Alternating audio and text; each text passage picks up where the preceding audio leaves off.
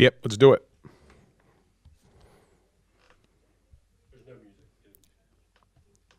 And I believe we are live on the 97.5 The Fanatic YouTube channel. What's up, everybody? This is the Birds Insider Special, the 2024 schedule release.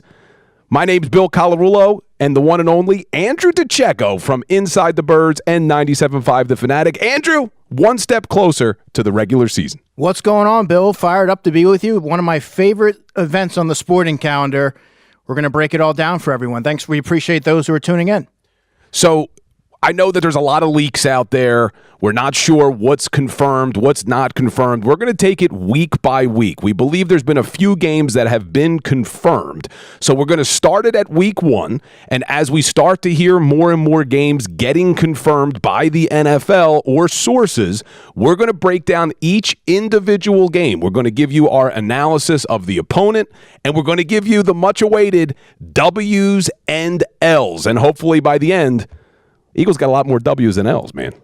Yeah, it's going to be really interesting. So we have the first 4 games, correct? We have the first 4, and unfortunately, the bye has been confirmed as week 5. When we get there, I'll tell you why I'm so upset about that. So we have the first 4, but let's get a little shout out because this is something new here on 97.5 The Fanatic. This is on YouTube only. So most of the time we stream our shows on YouTube, but they're also on air on the radio. This is a YouTube only special. So you're going to want to make sure you are subscribed to the 97.5 The Fanatic YouTube channel if you're not already, because we're going to be bringing you a lot of YouTube specials from this point forward. Obviously, it's a digital world. We're going to keep going over the radio, but we're going to be coming to you digitally as well. Already see a lot of people here in the chat. Let's get a little roll call in the chat. My man Khalil Wilson checking in. Brandon is here in the house. Kyle Cipher, let's go. Loves this. So do we, man. So let's get you guys. We really do appreciate you. If you're not watching it live and you're watching it on the replay, also leave a comment. Let us know you were here and you were watching. But I guess let's jump right in because we do know the week 1 opponent that we've known for a while, and that is the Green Bay Packers in Brazil. And before we get there, people are asking if we're going to take calls. Right now, we're not taking phone calls only because there is so much to get into. We may open up the phone lines later on in the show if time permits. But apologies, we will have specials where you can call in. But for tonight, so much to talk about. No phone calls right now. But hit us up in the chat. I'll try to get to all your comments. But, Andrew, week 1, game 1, Friday night in Brazil against the Green Bay Packers. Yeah, I mean, you have to be excited that they're going to play in Brazil, although the opponent is something that you would maybe like to see the Eagles play at home. I know the Eagles are the home team, but the Green Bay Packers, this could affect seeding, Bill, late in the season. And when you look at what the Green Bay Packers have, you have Jordan Love, you have Matt LaFleur, you have continuity with the coaching staff, but you also have a contingent of wide receivers that are going to be testing a young Eagles secondary in their first matchup. And I just think, Josh Jacobs, by the way, is now the running back for the Green Bay Packers. So I just don't like the matchup for week 1 when you have 2 teams that are playing on a neutral site and all the different things that go with it. It kind of cloudies I don't know that it evens the playing field. Yeah, there's nothing good about this because the Green Bay Packers, like you said, the Eagles hopefully are going to be fighting for one of the top seeds in the NFC. The way the season ended last year for the Packers, they turned out to be one of the better teams in the NFC. Their last 5 games, including the playoffs, they put up over 400 yards of offense. We saw Jordan Love turn into potentially one of the star quarterbacks in this league. I say potentially because we only seen it for a half a season.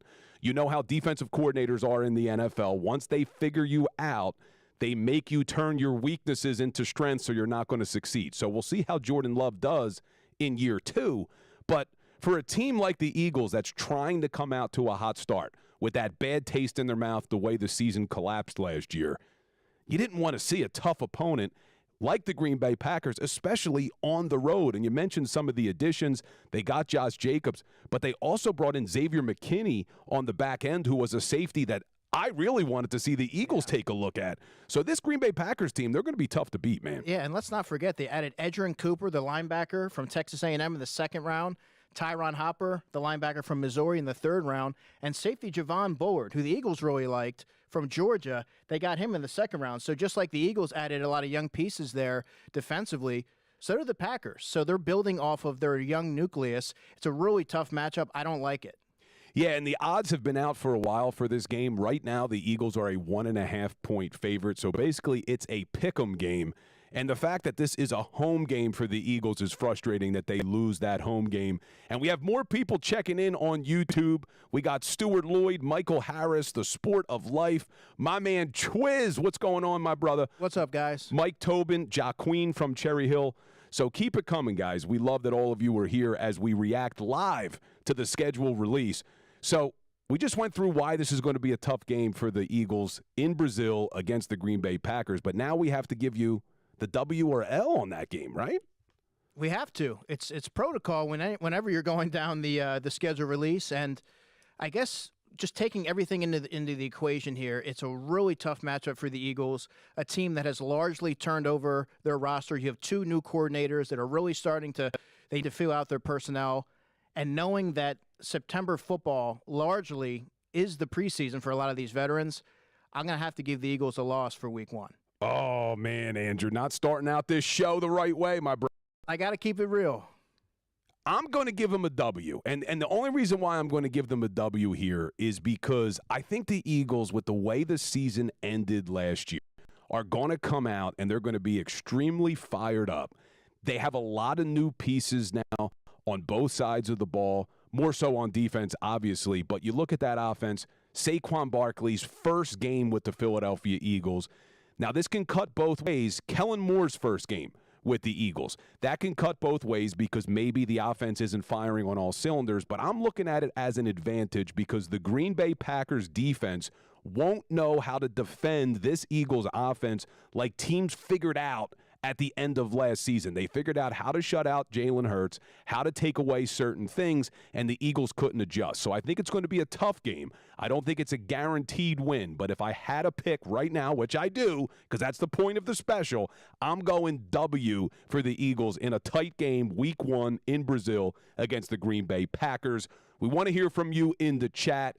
Win or loss, week 1 in Brazil against the Green Bay Packers. My man Twiz has a 38-31 win. Nice. That's a high-scoring affair there, Twiz. For the Philadelphia Eagles. So we're going to keep it going. But I want to give a big shout-out and a big thank you to Newman University, who helped us get this whole thing set up. This is great. We are at the studios for 97.5 The Fanatic, but we are in the performance studio. And thank you to Newman University for hooking us up with the cameras and this setup. A big thank you to our engineer, Mike Vito, and my man Dylan in the back, who produces for the best show ever, decided to stay even longer to help us produce this. So big thank you to everybody who made this show possible. Now we got to go to week 2, because week 2 has been confirmed by multiple sources as to who the Philadelphia Eagles are going to play. And if I could pull it up, I would remember who it is. It's the Atlanta Falcons. Yeah, I was going to say. I think it is, once again, 3rd straight season, Kirk Cousins, prime time at Lincoln Financial Field, but this time with a whole new team, the Atlanta Falcons. Yeah, Kirk Cousins visited the Eagles week 2 last year, you may remember. And it's even more interesting. There's a new storyline that Jason Kelce will be returning to Philadelphia. He's part of the Monday Night NFL Countdown. He'll be part of the lead-up and then the halftime. So the sit-down with Nick Sirianni is going to be really interesting. But I would also say this. I like the Eagles' chances in this game, but it would be unfair to just completely write off the Atlanta Falcons and Kirk Cousins in prime time. There's a lot of weapons that the Falcons have, and I think they're going to be able to – they should be able to maximize what they have there in Bijan Robinson, Darnell Mooney, Rondale Moore, who they added, Kyle Pitts. And they added Zach Robinson as their offensive coordinator, who formerly was with the L.A. Rams from the 2022 and 2023 season as the passing game coordinator and the quarterbacks coach. So there's going to be some new wrinkles that they're going to present. I just think that the link is going to be electric. Jason Kelce's homecoming. It's just there's a lot to like about that game. Yeah, I think the link is going to be electric. It's unfortunate. I guess it's not unfortunate. I think some fans will like that it's a Monday night game, but it's unfortunate when you look at the schedule so far. It doesn't look like you're going to get a lot of day games at home when the nice weather's here in Philadelphia. You're going to get that Monday night game, and then it looks like a lot of road games away from Lincoln Financial Field, at least when the weather is nice. But talking about the Falcons, you're right. You look at that offense, ton of weapons, and I thought Arthur Smith last year did a horrible job of taking advantage of all the weapons that he had. You had Bijan Robinson, you had Drake London, you had Kyle Pitts, but they were never really able to get these guys going. So I'm excited for the Falcons. I think that they're going to have a better team. If I'm a Falcons fan, I'm excited. But I still think new coaching staff coming in there, new quarterback, away game on a Monday night. You know the history with Kirk Cousins in prime time. I'm feeling new pretty offensive good. coordinator. Yeah, so there's a lot of things at play there, and I just don't see the Falcons being able to come into Lincoln Financial Field on a much anticipated home game for the Eagles and being able to come out with a win. I just don't see it happening. I'm giving them a W. So Andrew's going W, so he's got them losing in Brazil against the Green Bay Packers.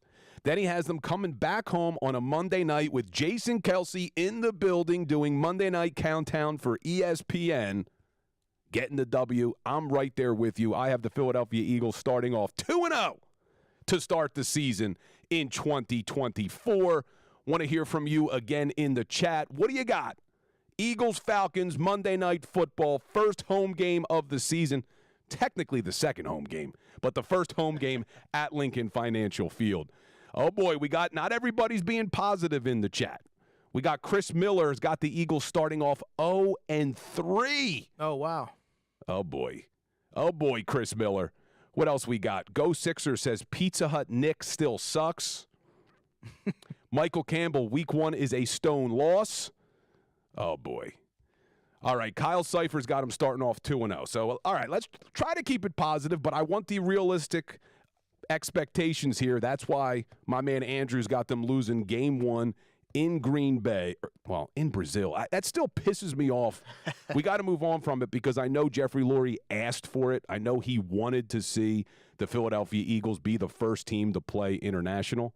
But to lose a home game against that tough of an opponent that you're going to be battling with probably in the standings for playoff seeding, that one hurts. But right now, I got the Eagles 2-0. Andrew's got them 1-1. And I see Dylan checking in the chat for 97.5 The Fanatic. We know the first few games. What record will the Eagles go into the reported Week 5 bye with? So if you want to respond to that question in the chat, go right ahead. But let's take a look at what's been reported and confirmed as Week 3, the first real away game for the Philadelphia Eagles. And I think a lot of Eagles fans are going to circle this week as maybe being the week that they go on the road and travel to a great city, a fun city, New Orleans, 1 o'clock game against the Saints. What can you tell us about that matchup, Andrew? Well, that's a game that I'm certainly circling as someone who gets to cover that game. And hopefully my man John Kincade and the morning team's able to get out there for that because that would just be a whole lot of fun. But looking at it from a game perspective, I was really high on the Saints last season. They didn't necessarily live up to expectations. Derek Carr is still at the helm there. They've added Clint Kubiak as the offensive coordinator. They have Chris Olave, who I really like as a wide receiver, and Rashid Shaheed is another receiver who doesn't get a whole lot of fanfare, but he is an explosive downfield vertical threat. He's given James Bradbury trouble over the past 2 seasons, really. And they've added Tulise Fuaga in the first round from Oregon State at tackle to complement Ryan Ramczyk at right tackle. So they have a lot of components there that are really interesting. And the Superdome's a really tough place to play. But the Eagles they're afforded the luxury of going there at 1 o'clock by all accounts. So I think that you have to really like their chances going there and coming out with a win. Yeah, you look at the New Orleans Saints last year, and they didn't rank that horribly. I thought that they were a worse team than they actually put up when you look at the stats. They finished 9th overall in points for as an offense, 14th in yards. You looked at the defense, top 8 in points against, top 13 in yards against. They didn't win a ton of games, though, last season. They were only 9-8, but those stats can sometimes be skewed because they get to play all the other teams in the NFC South, the worst division in the NFC for sure, maybe even in the NFL. But, yeah, I don't know. I mean, it's a tough game only because it's a short week. So you're coming off of a Monday night game at home. I have them at 2-0. And now you got to go on the road on a short week to New Orleans, which is not an easy place to play. Oh, man, the only thing for me is I'm not a huge fan of Derek Carr. I don't think he's a very good quarterback. But at that point, we should know a little bit more about the difference that Vic Fangio and these new pieces have meant for the defense, because they're going to have two tough tests. The Green Bay Packers, Atlanta Falcons. Say what you will about Kirk Cousins. Puts up a lot of yards. Jordan Love, we've seen him put up a lot of yards. So we should know by week 3, hey, is this a good defense or not? But if Derek Carr is able to take advantage of them in week 3, I may have some concerns. I feel like I know which way you're leaning here, Bill. I don't want to steal your thunder, but I think we're going the opposite direction on picking this game. I have the Eagles winning, but I can certainly see your side of things. It is a really tough place to play. It's loud in there. The Saints bring it. They always play very physical. I think I have the Eagles winning. I think they're going to win. So, look, under normal circumstances, if this was a game that you're just saying, let's look at all the other factors, you could throw them out the window, and the Eagles were just playing the Saints, I think the Eagles are the better team. I think they would win that game. But for me, coming off of the Brazil game on a Friday, having to travel all the way back home, then doing a Monday night game against the Falcons, then having a short week where you got to get to New Orleans, I have them losing a tough game to the New Orleans Saints, even though I think the Eagles are the better team. I can certainly see it. I think it'll be a close game, but I think the Eagles are going to be able to pull that one out. I have them winning. So you have them winning. Some people are asking for the times of the game. So if you didn't see it yet, week 1 in Brazil versus the Green Bay Packers on a Friday night, 8:15 start. Week 2, back at the link on a Monday night, 8:15 start. Week 3 in New Orleans against the New Orleans Saints is a 1 p.m. game. There's a lot more 1 p.m. games as far as the league schedule shows than we had last year. So I have them losing in New Orleans. Andrew has them winning. So after 3 games, I have them 2-1. You have them 2-1, just a little bit differently. Yes. Now, things get interesting in week 4, where the Eagles travel to Tampa Bay, the scene of the crime that ended their season last year. And this game, I think, is going to be even more challenging than the Saints game when you look at the continuity that the Buccaneers have on their coaching staff. I'm big on continuity. Aside from their offensive coordinator, Liam Cohen, who comes over from the University of Kentucky, I mean, Todd Bowles, it's going to be really tough. They've added Graham Barton, the center, late in the first round, who provides an immense upgrade over Robert Hainsey, who was their weak point on the offensive line, and the Eagles really weren't able to take advantage of that when he was in place. And they've added Tyke Smith to their already pretty formidable back end, who was a Philadelphia kid, defensive back out of Georgia. So and Todd Bowles always seems to have the Eagles' number. They know how to play Jalen Hurts, and that just seems to be a house of horrors for the Eagles, for lack of a better term. So I think it's going to be really challenging for many reasons. All right, let me tell you why it's not going to be challenging. Because Baker Mayfield sucks, okay? I have zero confidence in Baker Mayfield. I know people come at me for this because I've said it before, and he beat you in the wild card game. Baker Mayfield stinks, okay? The Philadelphia Eagles, if they don't go down to Tampa and dominate this football game and get revenge for what happened in that wild card matchup, I'm going to lose my mind because the Bucs team wasn't very good last season. They finished 20th in the league in points scored, 23rd in the league in yards. And I don't think that they've improved as an offense at all. I think they got forced into giving Baker Mayfield the extension because there wasn't better options out there. I am not a Baker Mayfield guy. I expect the Philadelphia Eagles to go down to Tampa and do what they did at the beginning of last season in Tampa. Not what they did in the wild card game, but how much they shut them out. What was it, week 3? Week 3, yep. Week 3, Week 3 night game last year, they completely dominated and shut down that Tampa Bay Bucks offense. I'm expecting them to do the same. I got the Eagles winning that game in Tampa, getting revenge for the wild card matchup. I don't even think that game's going to be close, man. That was my next question. Do you have it close or no? Because the receiving core that they have there, obviously Mike Evans, Chris Godwin, Trey Palmer, Rashad White's a running back that I really like. He's multifaceted. He's good at receiving and running the football. That presents a whole bunch of unique challenges, particularly when you're looking at a linebacker situation that is far from being it's a far cry from being a respectable unit, at least right now as it is on paper. So there are some different wrinkles that I think that Tampa Bay can pose that can throw a wrench into the Eagles' plans and your plans and think that they're going to win pretty big. Yeah, I mean, look, it was really a tale of two different games because you looked at the Week 3 matchup.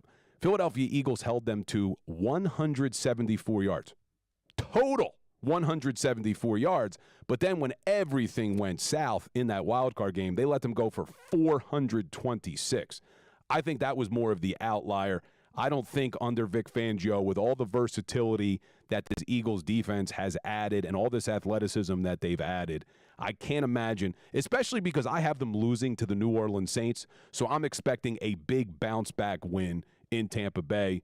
So did you give me your verdict, win or loss? This one I have them losing. Oh, man, Andrew. But I had them winning Week 3 in New Orleans, so we're square there.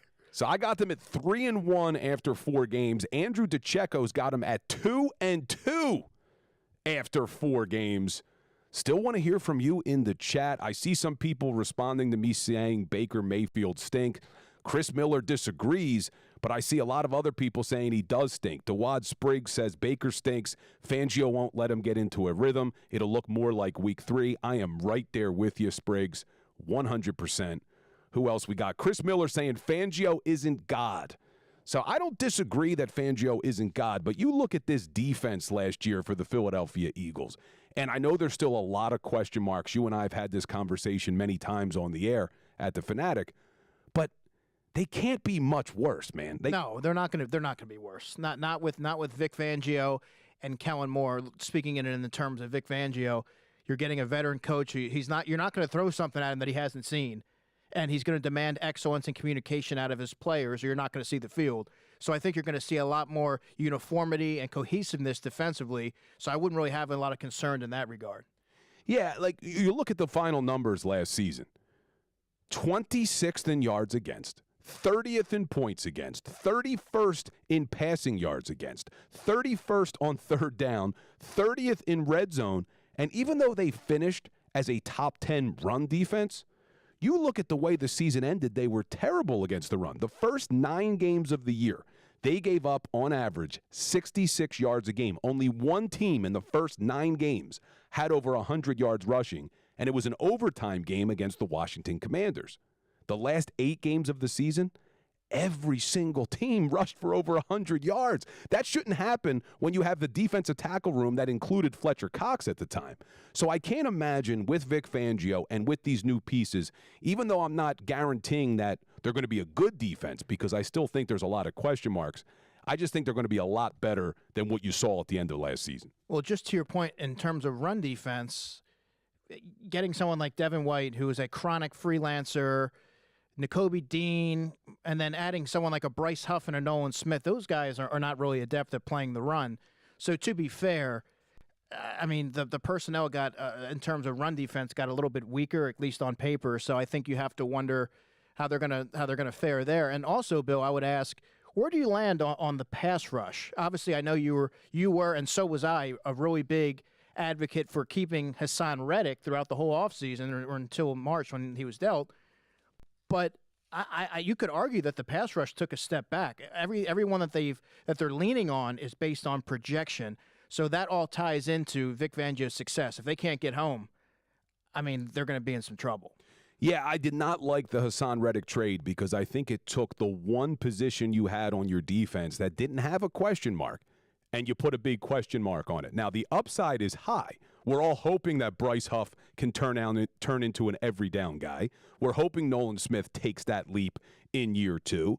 You're hoping that maybe Josh Sweat not playing 800 snaps this year makes him a little bit better of a contributor down the stretch because he went, 8 straight games without a sack. But there's just a lot of hope.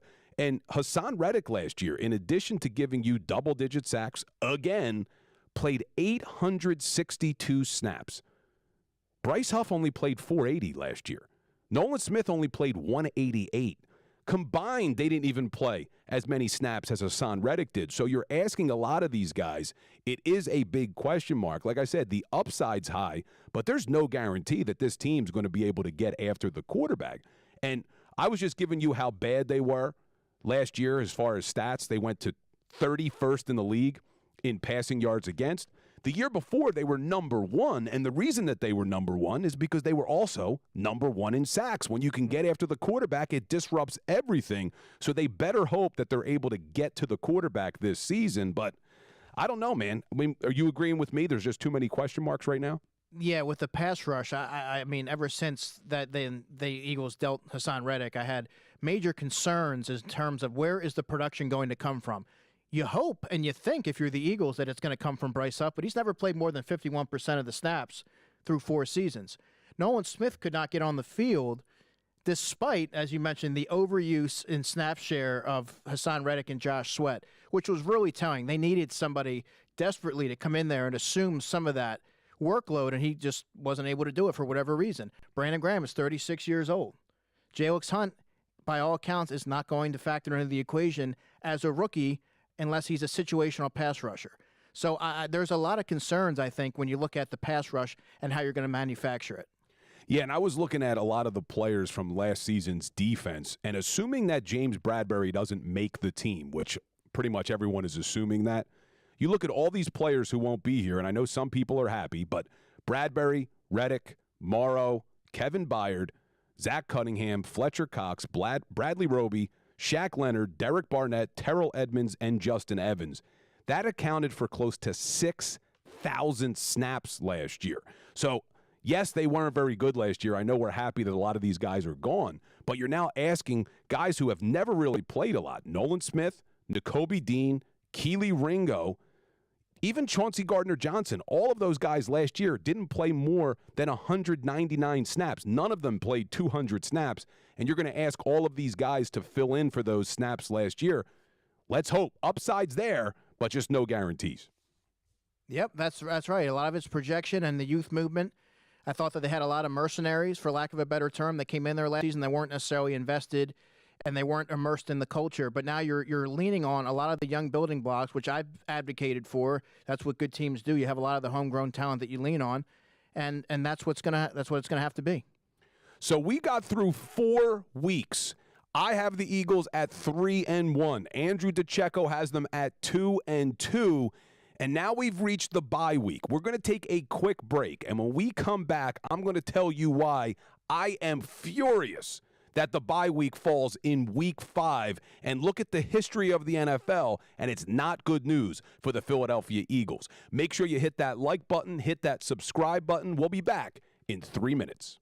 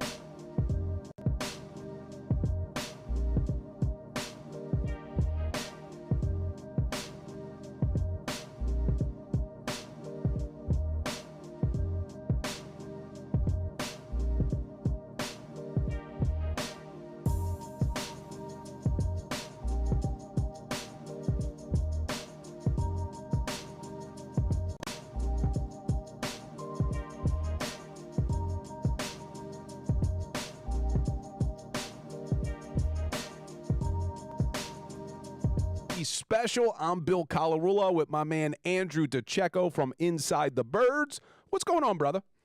Having a good time breaking this all down with you, man. There's a lot to dive into, and we have to talk about, you sort of left us with a little cliffhanger when we went to break, but why don't you go ahead and talk about your Week 5 conundrum? Well, just to recap, so people who are just joining us, we got through the first 4 weeks. I have the Philadelphia Eagles winning against the Green Bay Packers in a tough matchup in Brazil. Andrew, who's a Cowboys fan apparently, no, I'm just playing, but Andrew has them losing to the Green Bay Packers in Brazil. Both of us have them winning against the Atlanta Falcons Monday night at home at the Link with Jason Kelce in the building, counting down for Monday Night Countdown. But then I have them losing to the New Orleans Saints on the road on a short week. You have them winning that game. I have them bouncing back in a big way in Tampa, getting revenge against the Tampa Bay Bucks. You have them losing to Baker Mayfield.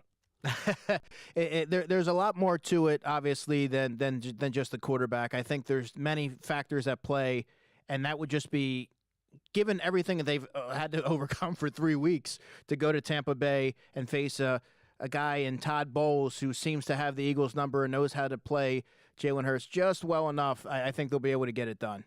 All right, but you have them at 2-2. I said 3-1. You have them at 2-2 after 4 games. Right. I have them at 3-1. You have them at 2-2. And then that brings us to what has been confirmed, the Week 5 bye.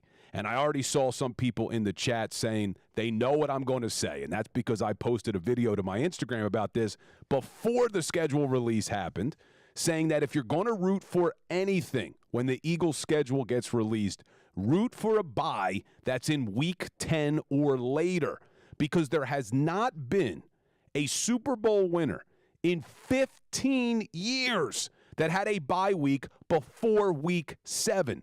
And 9 of the last 14 Super Bowl winners had their bye week in Week 10 or later. And remember, a lot of this was when there was only a 16-game season. We now have a 17-game season, which makes a later bye week even more important. So you got to go all the way back to 2009 when the New Orleans Saints had a Week 5 bye and went on to win the Super Bowl, and that was only in a 16-game season. So I don't want to act as if the season's over because of this, but this is not good news that Week 5 is a bye for the Eagles.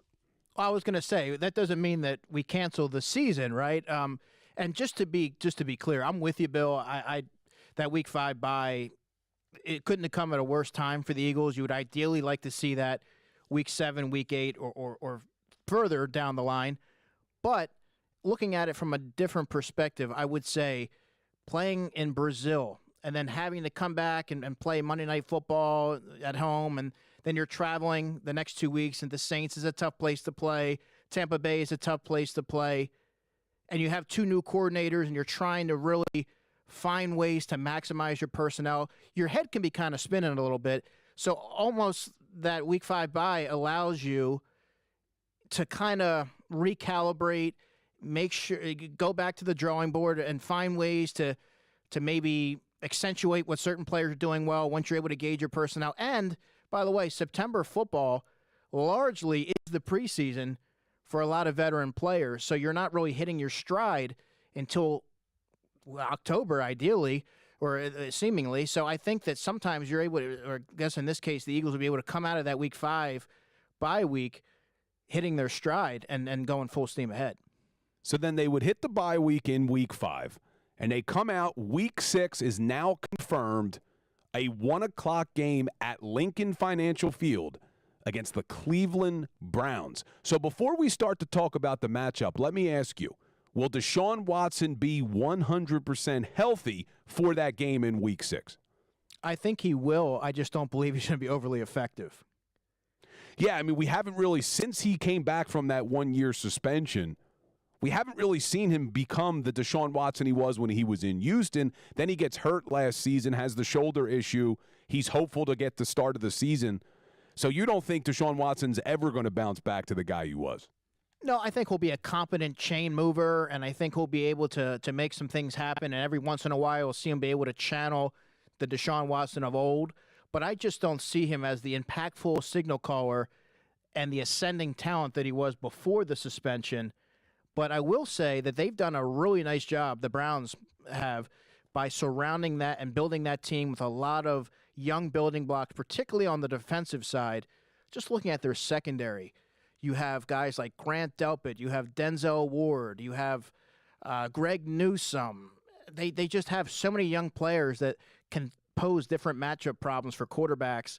And I think if the Eagles were to have any sort of a hiccup in that game, it wouldn't come via the Eagles defense not being able to stop Deshaun Watson and the Browns. I think it would be more so trying to move the ball through the air against the Cleveland secondary. And there's going to be a familiar face playing linebacker for the Cleveland Browns. They signed Jordan Hicks this offseason. Right, yeah. So he'll be playing linebacker there. So this is a tough one because you really don't know what you're going to get from the Cleveland Browns. They obviously went on that magical run with Joe Flacco coming off of his couch last season, and that defense was so damn good with defensive coordinator Jim Schwartz, who was our defensive coordinator when we won the Super Bowl, so he brings back Jordan Hicks, a familiar face. I think the Eagles' offense is going to have a really tough time against the Cleveland Browns' defense, but I'm with you. I don't see Deshaun Watson doing enough in that game, especially with the Eagles coming off the bye. Now, do we know the Cleveland Browns? Are they also coming off of a bye? What's their week before? Let me look, because that's always important. And while you're looking, I would also add that they've added wide receiver Jerry Jeudy, formerly of the Denver Broncos, to add to the Amari Cooper and Elijah Moore receiving core. And Nick Chubb. Nick Chubb is, aside from Christian McCaffrey, the most impactful running back in football when healthy, and he's coming back from that gruesome injury that he sustained early last season. So they have some different guys that can get things going offensively. I just don't see it coming via the arm of Deshaun Watson.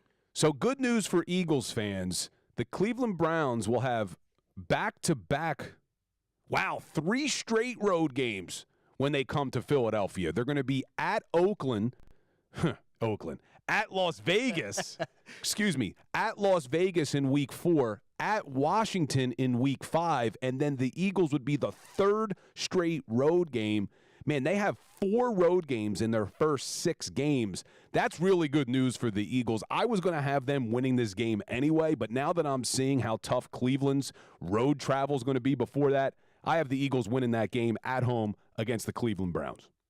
Yeah, I also had them winning that game anyway, but after what you just mentioned about 3 games on the road and then they're coming to, playing in the Link, I just don't see them being able to muster a win. I have the Eagles winning that one. All right, so now, summarize.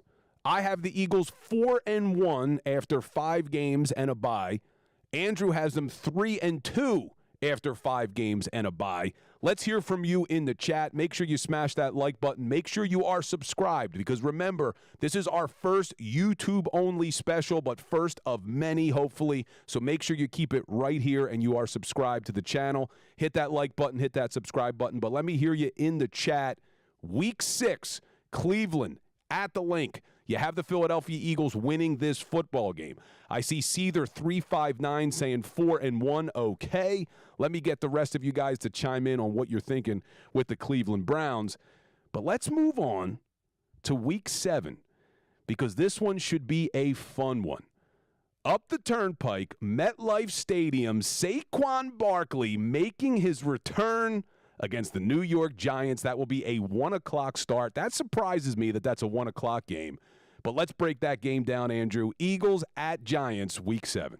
Well, my first question is who's going to be starting at quarterback, because you have Daniel Jones, but you also have Drew Lock. So I think there might be more of a quarterback competition there than they may be leading on. But offensively, and first of all, I have to say they've had a really strong draft.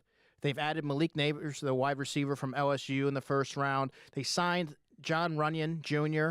to a massive free agent deal to fortify that offensive line. They've added a safety, Tyler Nubin from Minnesota, who I really liked in the second round. And they've added Brian Burns. They've added, they already had Deonte Banks, who was their 2023 first-round cornerback.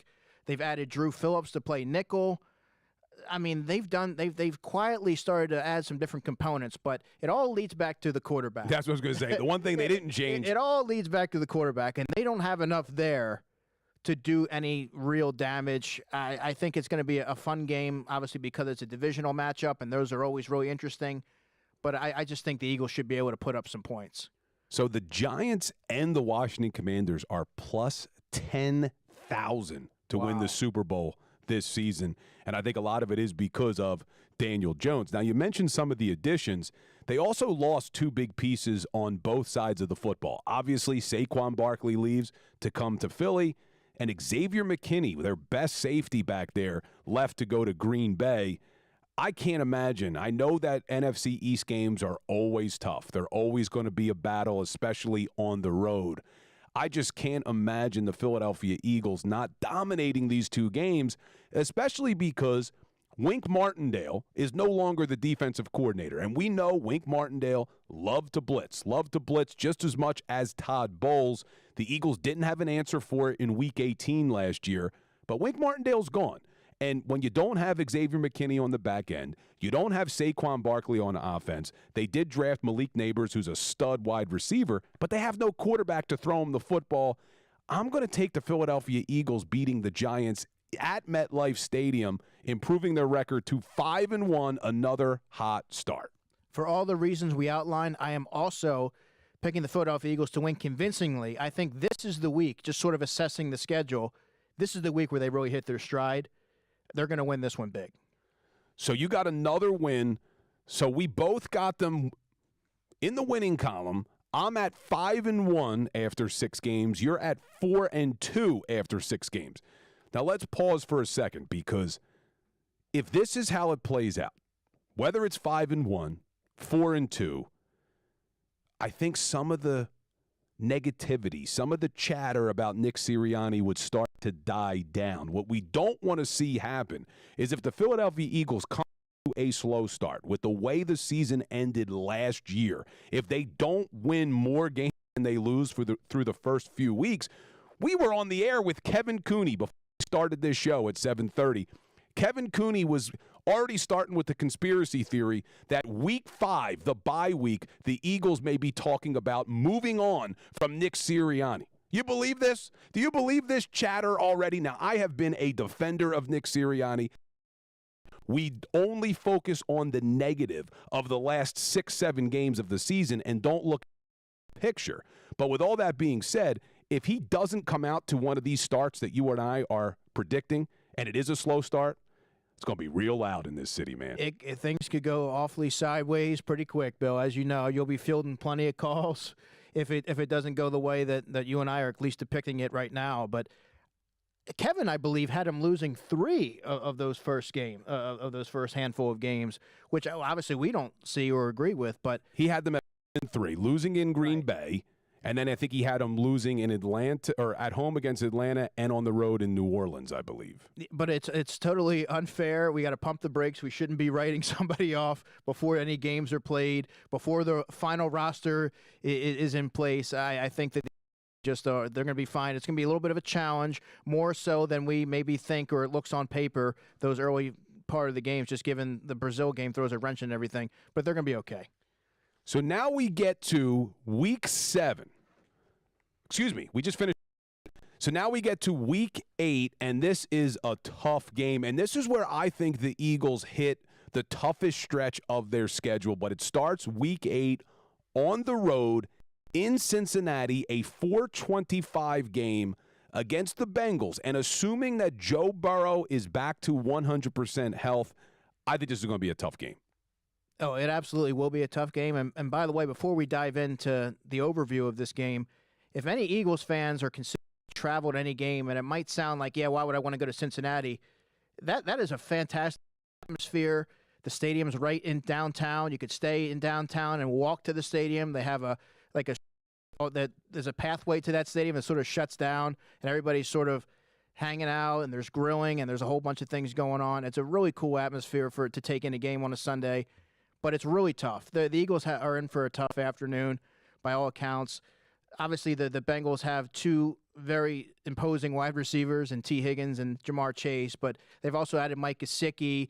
They've added Amarius Mims in the draft in the first round to add to Trent Brown, and they also have Orlando Brown, so they had one of those guys could slide into guard. Remember, Bill, the Bengals' problems over the years largely presided over the offensive line or their lack of addressing it, and I think they've quietly done a decent job at making sure that it wasn't going to be a weak point. And then defensively, I mean, you've added Chris Jenkins in the second-round defensive lineman, Geno Stone, the safety from the Ravens. They have pieces there to complement what they already have, and playing them in their at their place at 425 is an awfully daunting matchup. I have the Eagles losing this game. Yeah, we always talk about how good the Eagles wide receivers are, but then you have Jamar Chase with the Cincinnati Bengals, and if Joe Burrow is healthy, they also added Geno Stone, the safety from the Baltimore Ravens. I think the Eagles are going to have a really tough time going on the road, back-to-back weeks. I know the week before you're in New York, which isn't a ton of travel, but back-to-back road games, coming off of an NFC East win, because I haven't beaten the Giants, so do you. I have them losing this game. I can't see a scenario where they win this game in Cincinnati. Yeah, I'm right there with you. This could be a tough task for the Eagles to pull this one off, and I have them losing as well. So I said this is when they start their tough stretch, because it is tough. Now they would come back home for a Sunday night football game, Week 9, against another familiar face, Dougie P, coming back to the link again with the Jacksonville Jaguars and Trevor Lawrence. Let's start it there. Trevor Lawrence, is he a true franchise quarterback? What do you think the Jaguars have in Trevor Lawrence? I think he's a quarterback that can capably navigate you to 9 wins in the season, but not somebody that's going to take you to where you want to be, to take you to that promised land. I just haven't seen enough so far. You've seen glimpses, but you haven't seen that sustainability. Obviously, there's going to be a lot of emotions running high in that game with Doug Peterson returning. Remember, it's not the first time he's returned to Philadelphia. They played in Week 2 back in 2022 in that monsoon-like conditions at Lincoln Financial Field. I was there. I almost needed a canoe to get there. But, you know, I think that when you look at what they have, they've added the Jacksonville Jaguars added a new defensive coordinator, Ryan Nielsen, a guy who I mentioned over these airwaves as somebody who I thought would be a really strong candidate for the Eagles. And they've added Brian Thomas late in the first round, a wide receiver who is going to be a big-time contributor for them as well. I just don't think that there's enough there to really be able to upset the Eagles at home, just given the magnitude of that game, Sunday Night Football at the Link. Probably another light show going to be there. That's a tough place to play. The Eagles are going to win that one. And we talk a lot in this city about the Eagles' collapse. The Jaguars had a collapse. They lost 5 of their last 6 games. They were playing really well early, and then losing 5 of 6, they couldn't stop the bleed. Now, they did try to add some pieces. You mentioned a few of them, but I just can't imagine. Look, they added on the back end, they added Ronald Darby. We're familiar with him. He doesn't really move the needle for me. They did add Gabe Davis as a wide receiver on that offense. Darnell Savage on the back end. Darnell Savage as well. So they added some players to try to solidify this team, and I do like the Gabe Davis move. He was a guy I would have liked to have seen the Eagles maybe take a look at for a slot receiver position. Problem is, receivers just were making tons of money. He got 3 years, $39 million. Wild. Which is, hey, the reason why I was all for what they did with Saquon Barkley, the Eagles, is because instead of paying a guy like Gabe Davis or Darnell Mooney, who we talked about earlier, went to Atlanta, right? Darnell Mooney did go to Atlanta, yep. So those guys made a ton of money. The Eagles said, hey, instead of overpaying for one of these free agent wide receivers, we'll take care of our own receivers and we'll go out and get a weapon like Saquon Barkley. But, look, love Doug Peterson. We'll always root for Doug Peterson when he's not playing the Philadelphia Eagles, but I'm not sold on that Jaguars team. I think after the Eagles come off a tough loss in Cincinnati, they come home, they bounce back in a big way. They beat the Jacksonville Jaguars, improving their record, at least in my eyes, to 6-2. What do you got? Oh, they're going to be 5. I have them winning that game as well. So I guess for me that would be 5-3. So I got him at 6-2 after 8 games. Andrew has him 5-3 after 8 games. I'd sign up for that, though. I'm predicting a 6-2 start. After the way the last season ended, I would sign up for 5-3 after 8. I just don't want to see them 4-4 or, God forbid, 3-5 after 8 games, because the noise in this city will be at an all-time high. And remember, a lot of it has to do with how they win, because last season they did plenty of winning early in the season, but we all knew that it wasn't that it was sort of a smoke and mirrors. I would say they weren't winning definitively like they were the previous season. It looked a lot different. So you want to be able to see them really stack these wins, but win convincingly. Yeah, I agree with you. So now let's take a look. I'm at 6-2. He's at 5-3. Next up on the schedule, this one's going to be a fun one. Week 10, down in Arlington, Texas, at the Dallas Cowboys, a 4:25 game. How about them Cowboys, Andrew? That's going to be the ultimate showdown and a really good litmus test to see where the Eagles stand. The Eagles struggle going down to Dallas and playing there. It's a whole new cast of characters now. The Dallas Cowboys have added some really good pieces there, and Tyler Guyton, the tackle. They've added Jake Ferguson. I think is going to continue to take a big leap forward, and they have a number of young pieces there that I really like, including Cooper Beebe, who they drafted the guard earlier in the draft to kind of solidify the offensive line. But they have Dak Prescott, who is a very polarizing player, and one that I think the Eagles can get to early and rattle, which would alter the complexion of that game. And I really do think that adding back-end pieces like a C.J. Gardner-Johnson and adding someone like Quinyon Mitchell and Cooper DeJean, where they're able to kind of corral these turnovers and pile them up and rattle quarterbacks like Dak Prescott, that's where I think that the game can be won. So you mentioned Tyler Guyton from Oklahoma, who they drafted, and that was a guy you and I liked a lot that maybe the Eagles would draft. But if he's not ready, now he did go 29th overall in the draft. If he's not ready to step in on that offensive line, they lost, you mentioned it, but they lost Tyron Smith. They lost their center. Is that offensive line going to be as good this year as it's been in previous years for the Cowboys? Not unless Tyler Guyton's ready to light the world on fire right out of the gate, which it's far from a sure thing from a young player, particularly at tackle, where you're trying to find ways to combat the opposition's top pass rusher. So that's not something that you can definitely chalk up as a definite. I think that could be problematic for Dallas, and that's why I think the Eagles should be able to maximize and unleash their defensive line, and that's really where they should be hitting their stride, right? I think that's where you're going to know what a Nolan Smith can do. That's where you're really going to find out more about a Bryce Huff, and I think that could be a game where they really earn their stripes. And the interesting thing is they bring back Ezekiel Elliott, who's completely washed up at this point. I can't imagine Ezekiel Elliott is going to do much for the Cowboys. They lost Tony Pollard in free agency this offseason, so they've really lost that running attack. Now, I don't know who steps up for them if it's not Ezekiel Elliott. They have Rico Dowdle, Deuce Vaughn. I mean, some of these names, I don't know who they're going to lean on. Malik Davis. I don't know who they lean on in that running back room. But, look, if history has ever told us anything, I always have the Eagles and the Cowboys splitting. I never predict that the Eagles are going to win both of those games. It's the NFC East. It's a heated rival. Dak Prescott, I don't think he can win the big game. We've never seen it, but he certainly has the Eagles' number and has really dominated them over the last few seasons. So as much as it pains me to admit, I got the Cowboys winning in Dallas, dropping the Eagles' record to 6-3. Yeah, I'm right there with you. I think they're going to split the series with Dallas. Dallas is a really tough place to play. The Eagles have not had a lot of success there. I have them dropping that game in Dallas, and we already know what we're going to go. If we're saying they're splitting, we know where we're going later on down the road here. Exactly. So maybe that's good news. But you look at the odds right now, and the odds makers, this surprised me because going into the offseason with free agency and the draft, the Eagles and the Cowboys had the same odds to win the Super Bowl. They had the same odds to win the NFC, and I believe they had the same odds to win the NFC East. And you look at it now, and the Eagles make all of these different moves, and yet the odds are unchanged. The Eagles and Cowboys still are tied for odds to win the NFC East, still are tied for odds to win the NFC and the Super Bowl. Does that surprise you at all with all the changes the Eagles made and the lack of changes or additions that the Cowboys made? The odds makers still see it the same.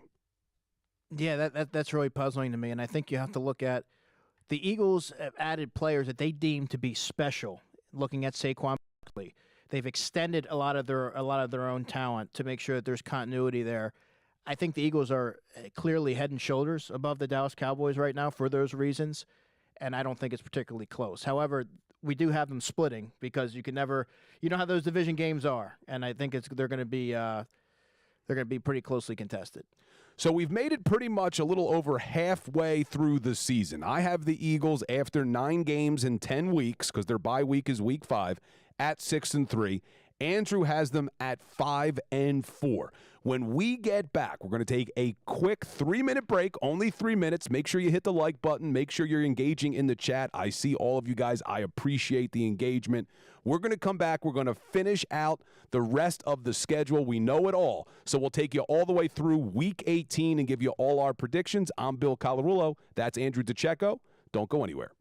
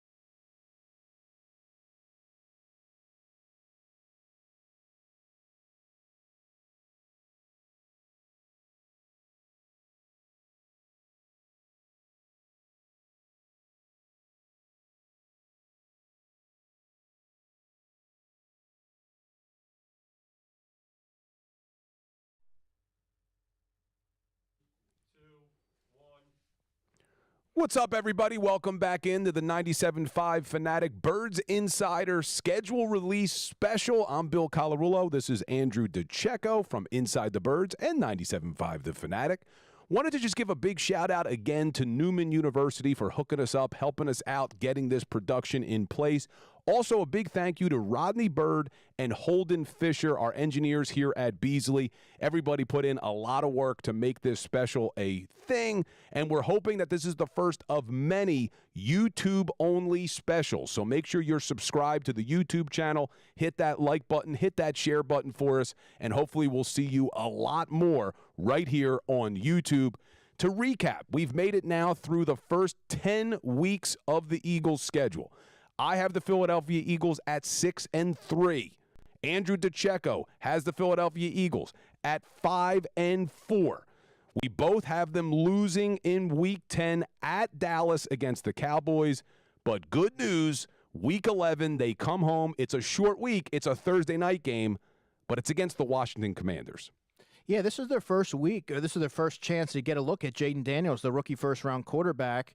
And, you know, they have Zach Ertz at tight end. They've drafted Ben Sinnott, he's another tight end. They got him in the second round. And I really like what GM Adam Peters has done in his first season. He came over from the San Francisco 49ers. He was the assistant GM to John Lynch. And they're slowly starting to put pieces together there for their head coach, Dan Quinn. But all that being said, you have to look at the young quarterback and the optics of playing in a primetime setting with a team, with a Vic Fangio-led defense. He's going to turn up the heat in this game, and I just don't see a way where Washington's able to manufacture enough consistency offensively to be able to really engineer anything. Now, I'm with you on the offense because their offense struggled even last year. Now they're going to have a rookie quarterback. But you look at that defense. They finished last in the NFL in points against, last in yards against. But they have a new head coach who's a pretty damn good defensive coach in Dan Quinn. They added a lot of pieces. They brought in Frankie Laveau. They brought in Bobby Wagner. Do you expect that defense to be substantially better? I expect them to be better. You can't be worse than 32nd. But do you expect them to be substantially better this season? I think they'll be somewhere in the middle of the pack. And by the way, I also really like Mike Sandstrill, who's a corner from Michigan, who they added to play the nickel role there. One of the more complete and fun players to watch in the draft. I think they're going to be competent, and they're going to be a lot more. There's going to be a lot less variance, if that makes sense.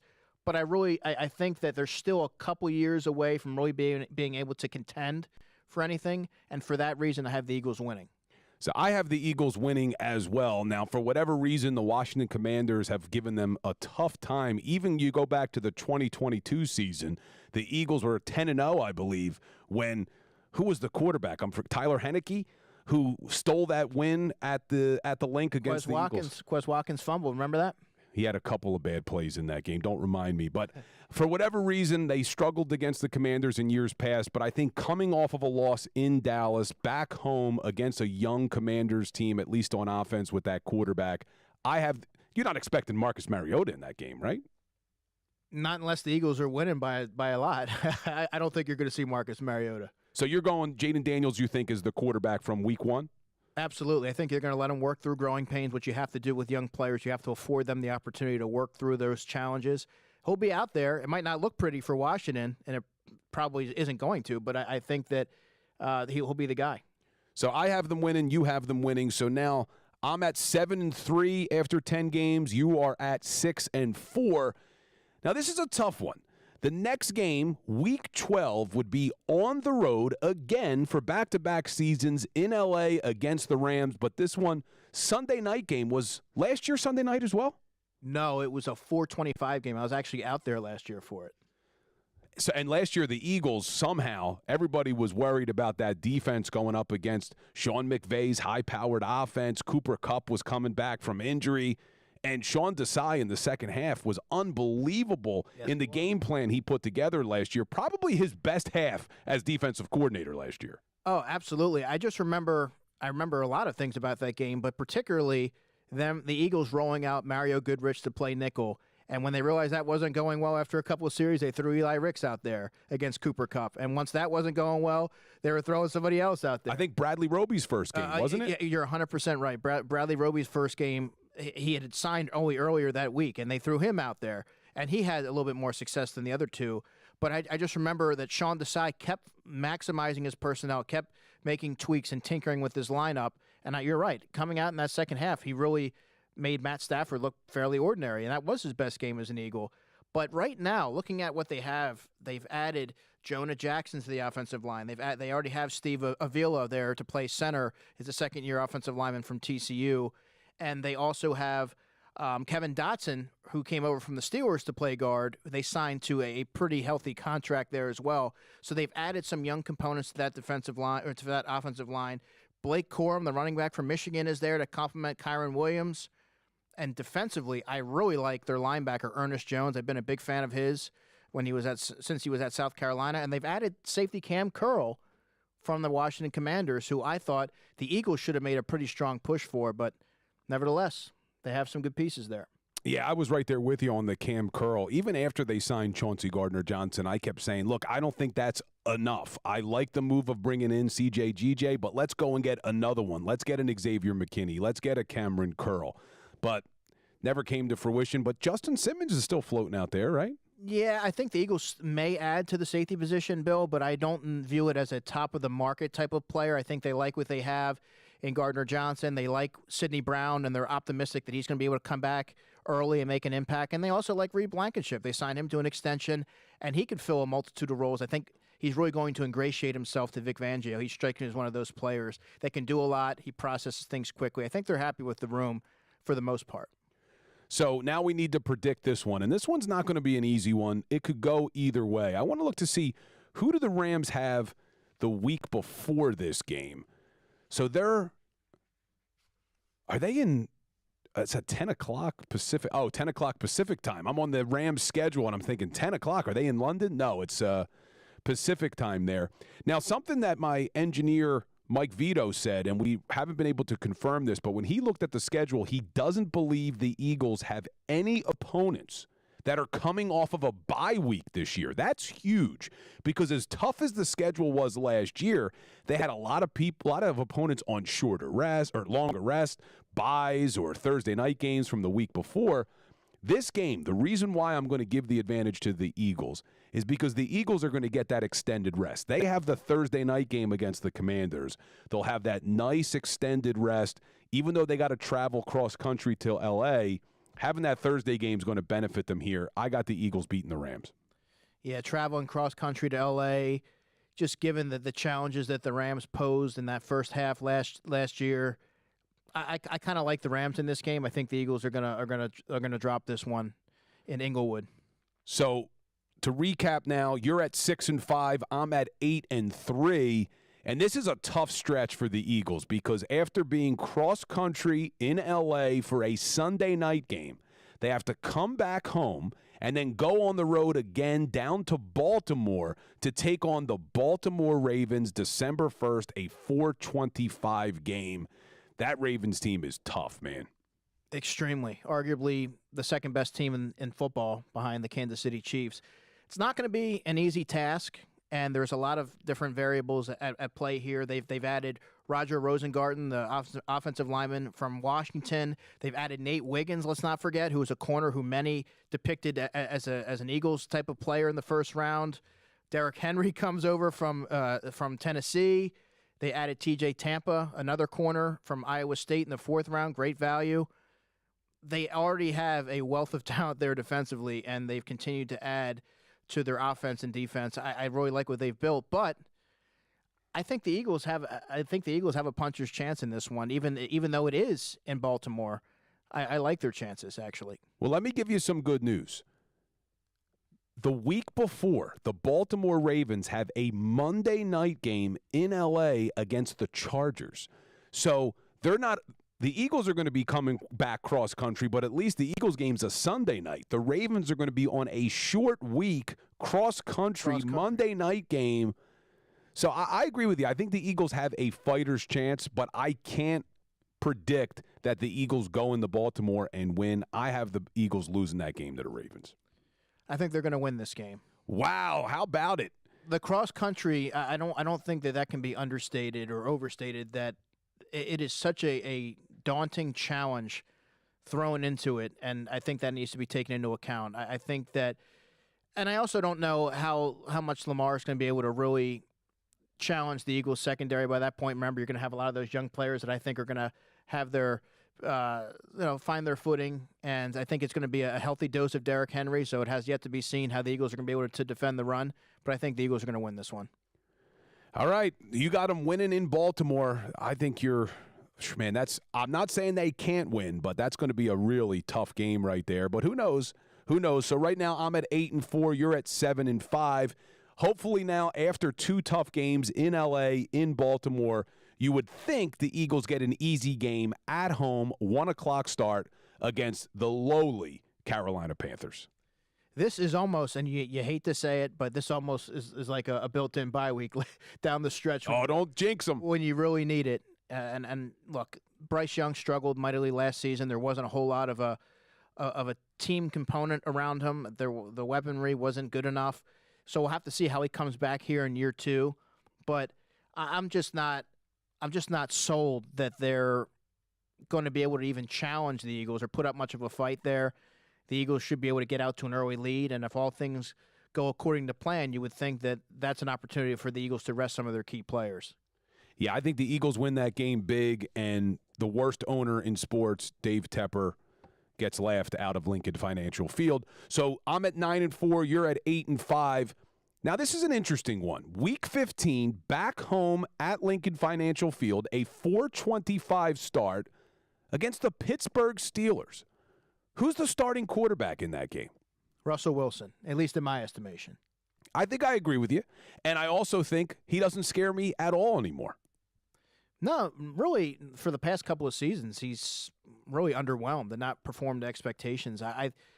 You never know what he's going to be able to do with more weapons, like having someone like a George Pickens, and there's just a whole different dynamic when you change teams and what coaches you're surrounded by, and if they're able to kind of accentuate your skill set. But all that taking into consideration, Bill, because it's at home, I like the Eagles in this one.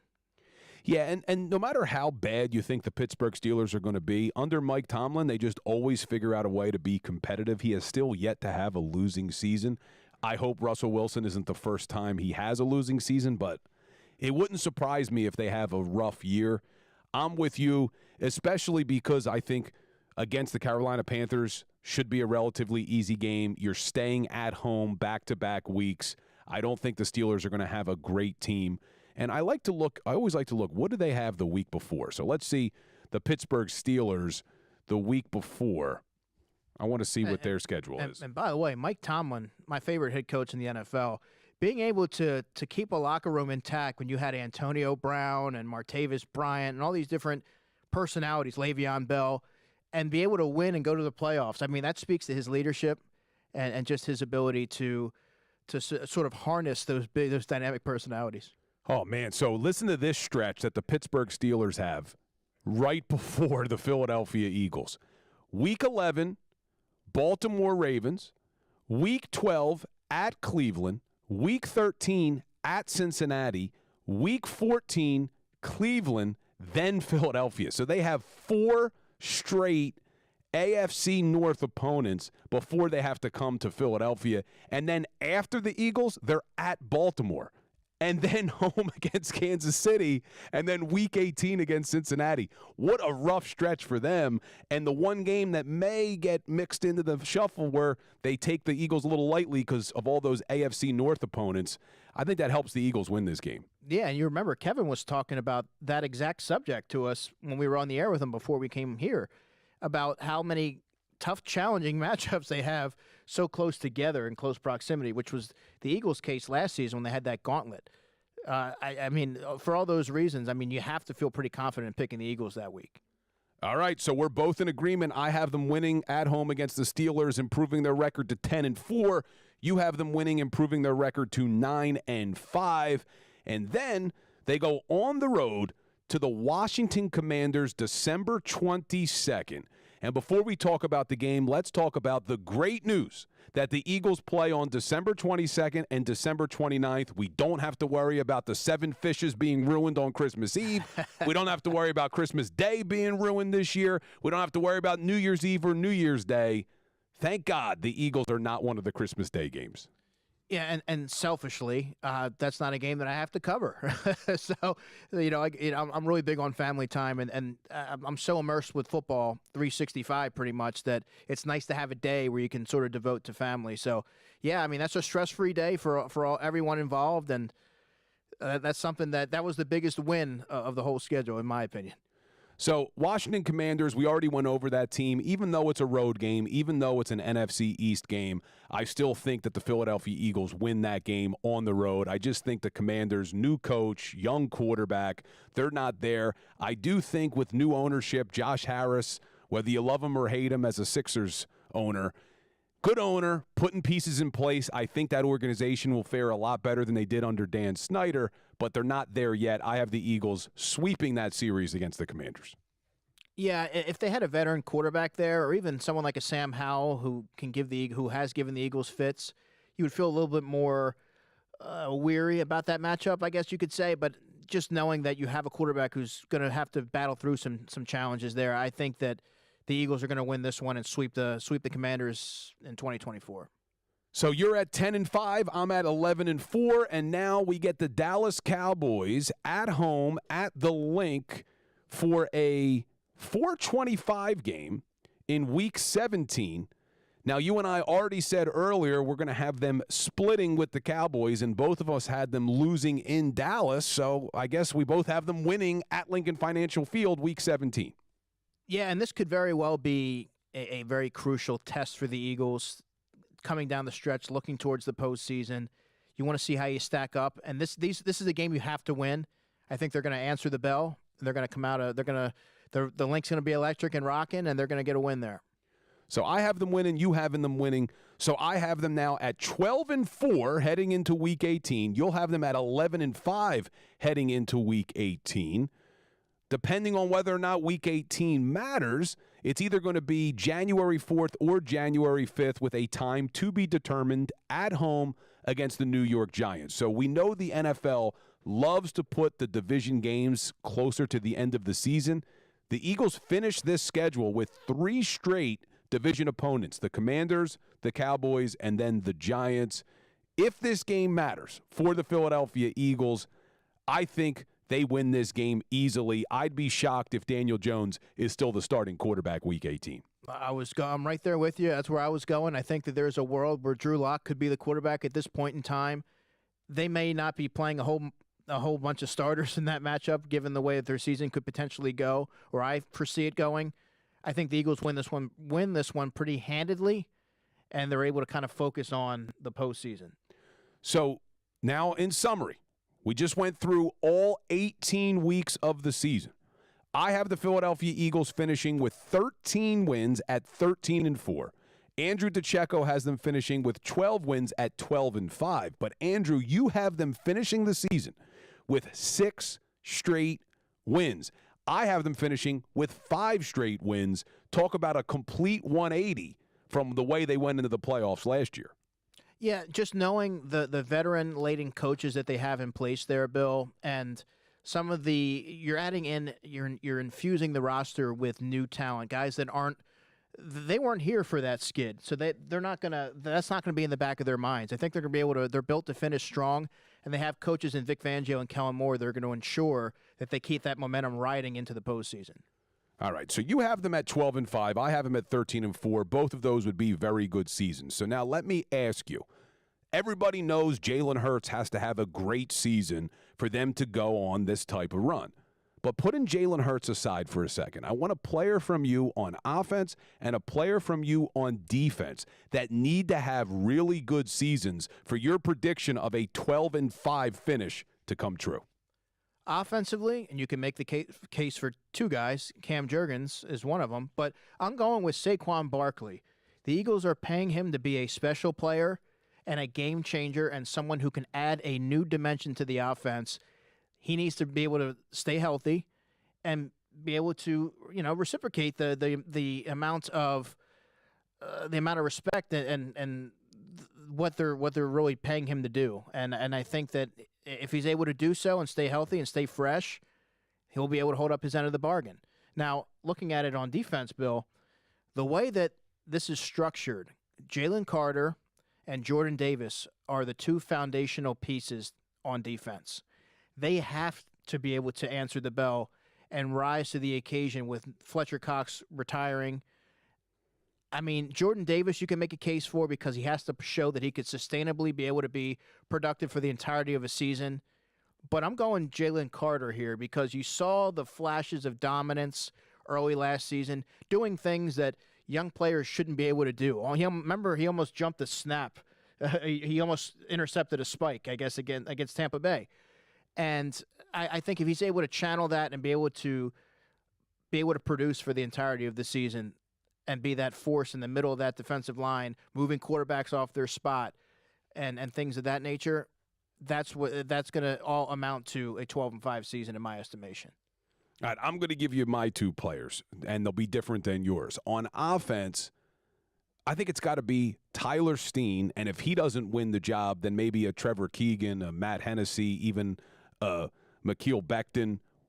What's his first name? I think I said that. Mekhi Becton. I knew it didn't sound right. I know what you were saying. You knew what I was saying. But I think you look at that offensive line, you know what you have in left tackle with Jordan Mailata. You know what you have in left guard with Landon Dickerson. I am not concerned about Cam Jurgens at center. I think when he moves to his natural position, you're going to see him play really well. And you obviously know what you have at right tackle with Lane Johnson. So for this offensive line to get back to being one of the best in the National Football League, I think your right guard has to play really well this season. It was kind of up and down last year. Jurgens did okay. Then he gets hurt. Opeta did okay. Tyler Steen in his one game. A lot of up and down in that game. I think somebody has to step up and really take control of that right guard position. I'm leaning Tyler Steen, but if it's not him, someone else has to step up. On the defensive side of the football, I really want to see one of the linebackers, whether it's Devin White or Nakobe Dean. I don't want to put that kind of pressure on Jeremiah Trotter Jr., but if it's Devin White or Nakobe Dean, I want to see our linebackers, somebody step up and be a difference maker. Not only be a formidable option in the middle, I want them to be a game changer, a playmaker at the linebacker position. When you watched the Final Four last year in the NFL, you saw the AFC Championship game, the NFC Championship game. You saw linebackers making plays all over the field. I want a linebacker on this defense that's making plays. And you're right. I mean, look, Jordan Davis, Jalen Carter, they can help their linebackers a lot make plays if they do their job at the D tackle position. But that's what I want to see. And I think if you get solid linebacker play and you also get solid right guard play, I think this team's going to be real tough to beat. You're shortchanging my guy, Ben Van Sumeren. No, I kid. I like Ben, and I think he's going to make the team. But Devin White, to me, is a player who I think you've seen him play particularly well in the playoffs, which is obviously important. But he's a chronic freelancer, and you want to see if he has to be able to play within the confines and structure of Vic Fangio's defense if he's going to be on the field at all. And then Nakobe Dean is a big question mark to me as well. Definitely. I mean, yeah. He has the instinct. He has the instincts. He's smart, but he's got to prove that he can stay healthy and that his size is not going to deter him from being the player that the Eagles envision when they drafted him in the third round. Yeah, there's a lot of question marks on the defensive side of the football. Not as many on offense. You just heard us talk about the right guard, but the third wide receiver is another one. And we're going to continue to break this down all day tomorrow right here on 97.5 The Fanatic. We will be on YouTube. All of our shows outside of the best show ever because it's on TV on NBC Sports Philadelphia. The morning show with Kincade and Salciunas. The midday show with Bob Cooney. We stream those live right here on YouTube. So you could check it out on YouTube tomorrow, or you can tune in to 97.5 on the radio. We're going to be doing our W's and L's all day long. You'll have Andrew and John in the morning. You'll have Bob Cooney, and I'm joining Bob tomorrow for the full show. So we're going to break down the whole schedule again. This is such a great time of year. We now know the when, the where, the who the Philadelphia Eagles are going to play. So I want to thank everybody who joined in on our first Birds Insider YouTube-only special. Let me hear some love for Andrew DiCecco in the chat. This guy does it all off the top of his head, barely has any notes. He knows a ton, and he does a ton of research. So thank you, Andrew, because I love listening to you, man. No, it's a pleasure, and I appreciate everybody that tuned in, commented, and make sure you guys hit that like button and support the content that we have coming your way. And it's always good chopping it up with you, Bill. We always have some really good conversation. Well, hopefully there's going to be a lot more conversation to come. So make sure you keep it here, 97.5 The Fanatic, or our YouTube channel tomorrow all day as we break down the Philadelphia Eagles schedule in more detail. Thank you to everybody. Again, big thank you to Mike Vito, Dylan, Newman University, the engineers who helped us out. Thank you. Hit that like button, hit that share button. Good night, everybody. And as always, go Birds.